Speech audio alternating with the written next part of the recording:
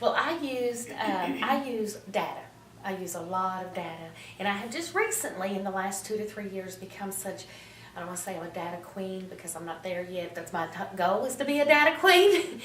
But I use a lot of data for everything. So I looked at my student data. I looked at their scores, and we definitely don't want to just go to a state testing type scores, but I looked at their scores on the state testing. I also looked at their scores through the year kind of snapshots through MAP, through classroom assessments, and several other things, just other things that I can pull in through that way to look at the data and see if all of my students are making growth here, but very few are here, then what part of this reflects me?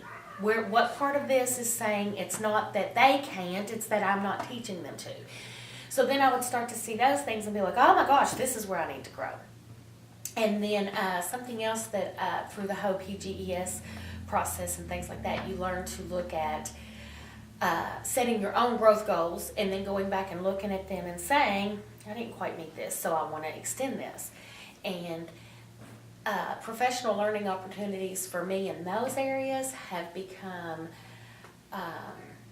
very impactful when I choose things like a book study or even use, well, it was PD 360 and that's not what it's called now, but same thing. I'm still using that same program, it's just changed names. Because then I can go in and say, I want to grow in the area, I want to see growth in myself in the area of, I'm going to say classroom management, that's not one of my issues. But if that's my goal, I could go in there and I could particularly start to pull out stuff that applies just to that. One of the things I've seen over the years of teaching is professional learning didn't always meet every need of everybody in there, because it would be impossible to walk into a PD session that had, or a professional learning opportunity that had 50 people or 150 people in it and know that everybody in there was going to have their need met. But when it has become so personalized through things like PD 360 and book studies, then it does become very personable to where it impacts you. I think a little tag off of what she said as far as the TPGES, I was thinking that, of course, we went through that whole process of seeing where our strengths were, where we needed help in, and of course, so we went through that whole process. So that helped us in our choices as to what we needed to grow in.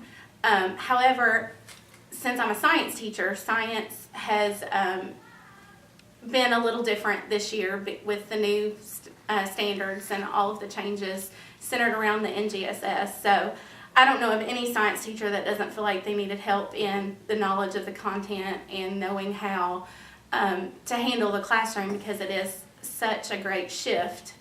So I centered my professional development around mainly getting to know those standards a little bit better, and knowing how to shift the instruction from being more student-centered instead of teacher-driven, teacher-centered. And also here at our school, we've had a big push for reading comprehension, and our reading scores were pretty low last year, and so we felt the need, it's been a school-wide initiative to kind of boost those reading scores and to try to take that on in every content area, not just in the reading, which is why I chose the rigorous reading book study, because I felt like it was something that, we as a school were trying to push, and so I think no matter if you're science or social studies or whatever, you could always use some